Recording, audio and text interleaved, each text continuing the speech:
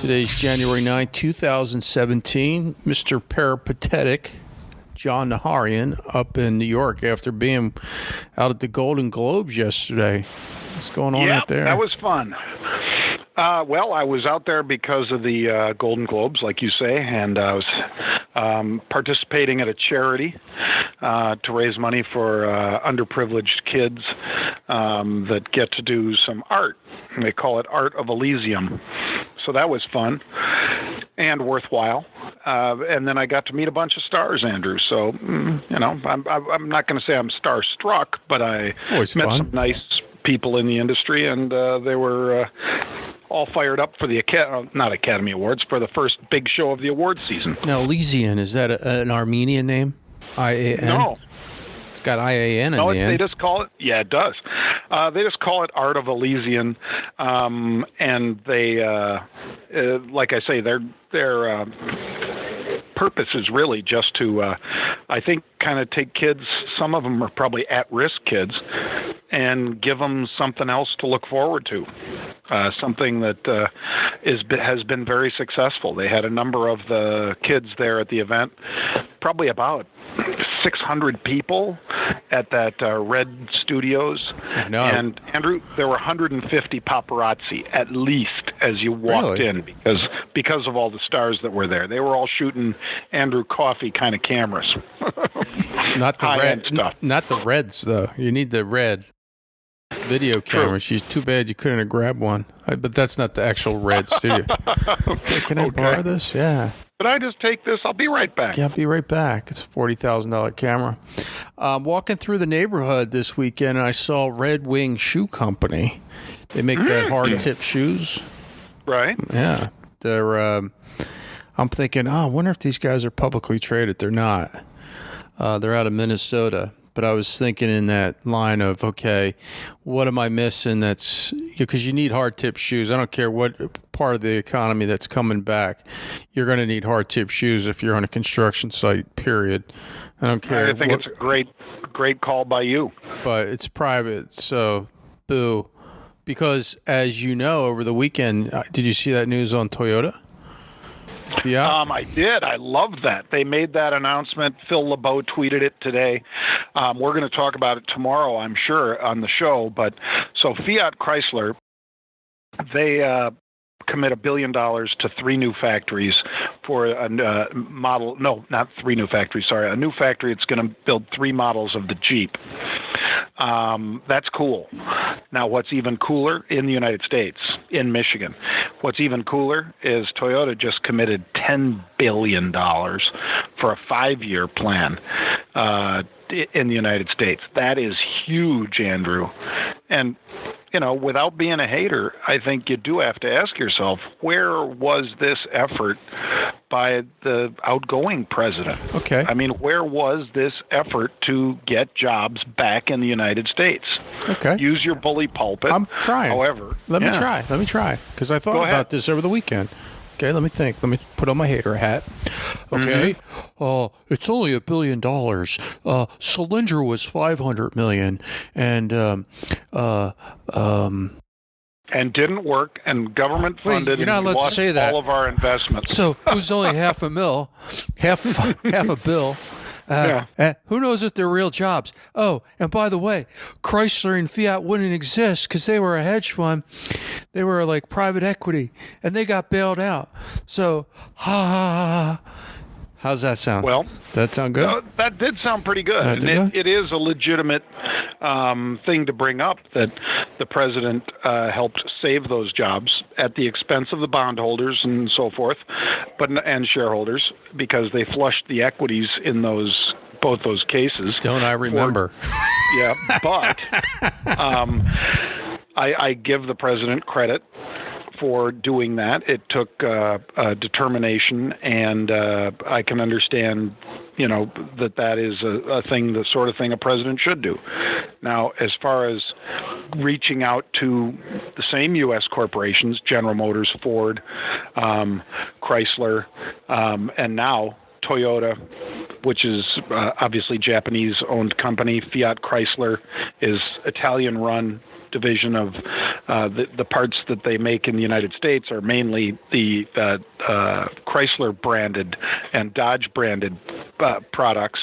But I'm a fan of anybody who can do that and save the jobs, Andrew. Either save the jobs or create jobs.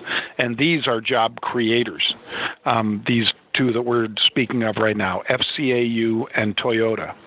TM, Toyota Motors, I believe, is the ADR symbol. But, man, so that's big news. All it took was to talk to them a little bit. It's just amazing that, I don't know. Yeah, these were factories that we all know, because they said so as well, would have been built in Mexico. Because per hour, you can pay somebody $6 an hour in Mexico. And quite frankly, there aren't a lot of people that have households of 2 and 3 kids that can live on a $6 pay in the United States. So we pay considerably more. It's more like 20 or more before you even get to the benefits. So I think that's a huge win for the United States. And I hope the president-elect does a news conference like this every week. It's Wednesday. Great that he gets 2 of them in one day. You see, he was with Jack Ma today. Jack Ma. Yeah. So make that 3, because Jack Ma says he's committing billions of dollars.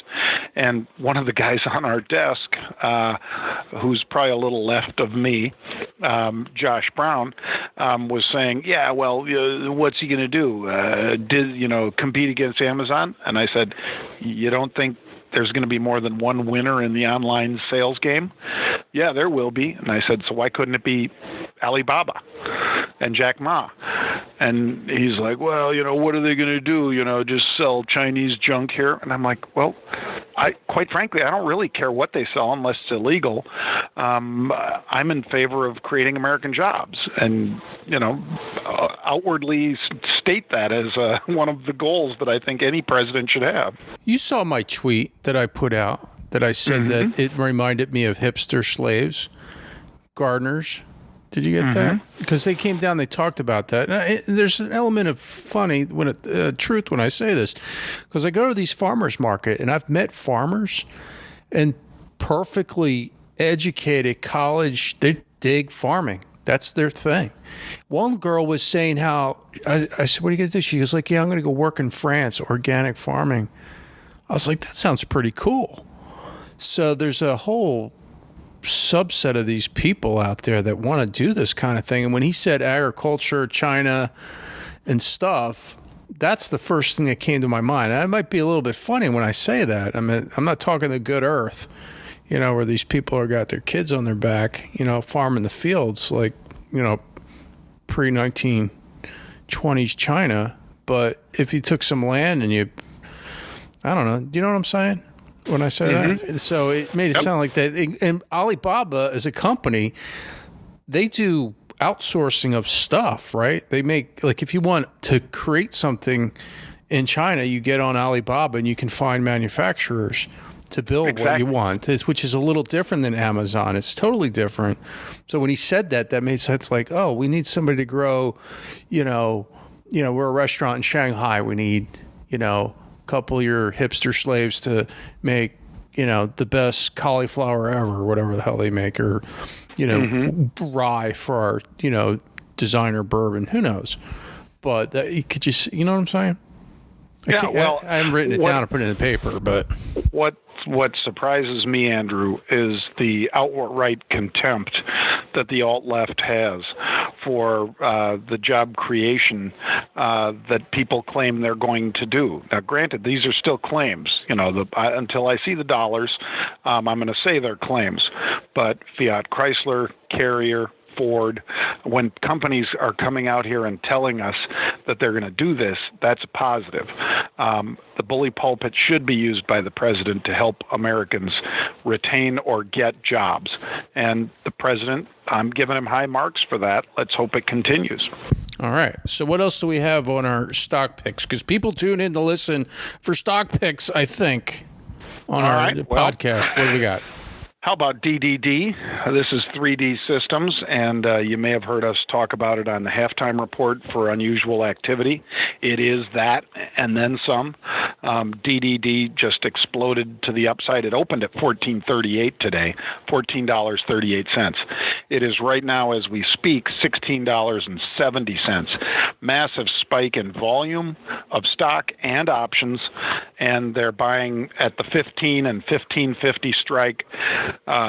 Short-dated options, and they're also buying February's. I bought February options, and I intend to sell some against it because just like any takeover rumor, doesn't mean it's going to happen. I mean, you can get an ARIA where we had unusual activity last week, and it popped 73%. That's ARIA for those who are listening.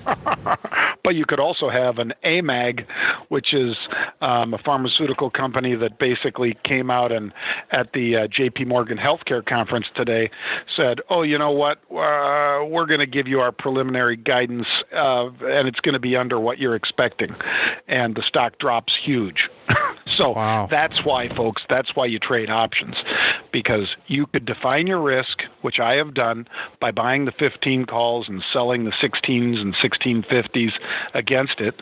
That kind of trade, to me, makes a lot more sense than buying the stock after it's run. In the case of in the case of 3D Systems, the stock is up today almost 16%. I think it's kind of foolish to buy the stock, but if it is a takeover, I think this thing's a great risk reward to own a call spread. That's what I do. All right, circling back on this AMAG, because I'm seeing it's down 35%. You looking at this thing, or you want to give it another day? I might give it another day. This was a good name. Drop. I know this was a good name at one point. Yeah. And will be again. I don't think this is, it's a $800 million company now after the drop of 34%. But they make products that people do buy, anemia management, cancer supportive stuff. This is a company, could it go out of business? Of course. But again, that's why if I was to buy it and catch this falling knife, I would get in here and buy a call spread. Sure. You're buying it just $5 off the 52-week low. No, I'm looking at it. The guidance was not that bad. All right. Because remember, it certainly wasn't 34% bad. Because you remember Septrogen, SPRT? Yeah. Yeah, a little Sarepta. This could, you could get something positive like that going on here, and they certainly do fight their way back. I mean, it's $800 million company. It's a real deal. I will be looking, Andrew, for that kind of opportunity in here. Okay, and that was a good one for those who don't remember.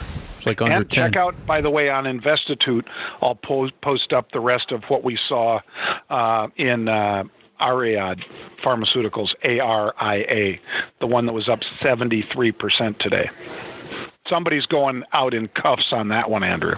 What, on ARIA? Because the fourth and fifth last week, they were buying it with both hands. Very unusual volumes, Wednesday and Thursday last week. And, we all knew that JP Morgan Healthcare was coming, but this was takeover. These were straight-out takeover bets. Okay, and then the other one we talked about was Facebook. You still liking this? Still like it, yeah. I think that this is still the premier company in the space, but I will counsel people that we told you about it at 114, buy it. We said it's going to hit 130 by the end of January. They're coming up on earnings. It's 125 today. I think you take some profits. I don't think you get short, and I don't think you take off everything. But if you had call spreads, you roll them up. Maybe now you want to be in the 125s versus 127.50s or something. But I think you take some of that money off the table. It's been an $11 run since we said, you got a chance to buy it again at 114. Take it. Okay, and then the last one we're talking, JP Morgan. You like that? Bought that one today. I bought the 86 calls, I think, that expire next week, Andrew.